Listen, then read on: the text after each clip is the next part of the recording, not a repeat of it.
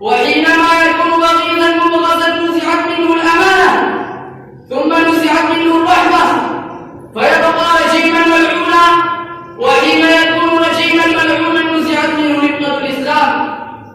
ولهذا قال رسول الله صلى الله عليه وسلم: إن مما أدرك الناس من كلام النبوة الأولى إذا لم تستع فاصنع ما شئت، كما قال الشاعر: إذا لم تخش عاقبة الليالي ولم تستع فاصنع ما تشاء، فلا والله ما في العيش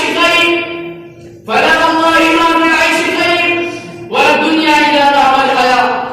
أيها الحضور، وقد يكون الحياء في الإنسان من ثلاثة أوجه: حياؤه بالله وهو امتثال أوامره والكف عما نهى عنه، كما روي عن عبد الله بن مسعود رضي الله عنه قال رسول الله صلى الله عليه وسلم: استحيوا من الله عز وجل حق الحياء.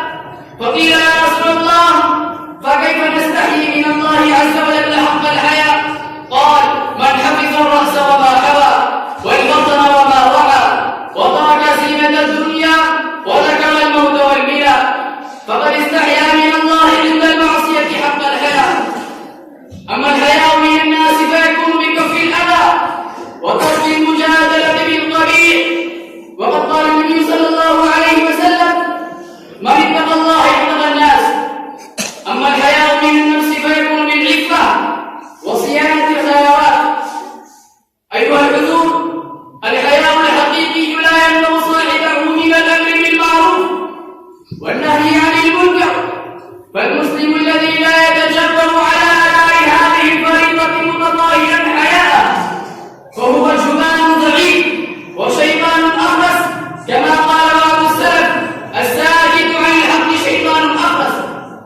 ومن عقوبات المعاصي انتهاك الحياء الذي هو مادة حياة القلب وهو أصل كل خير، فانتهاكه ظهار الخير أشبعي، كما ورد في الحديث الشريف: الحياء كله خير. ومن استحيا من الله عند المعصية استحيا الله من عقوبته يوم القيامة، وإن لم يستحي من معصيته لم يستحي الله من عقوبته. فخلق الحياء من أفضل الأخلاق وأعظمها قدرا وأكثرها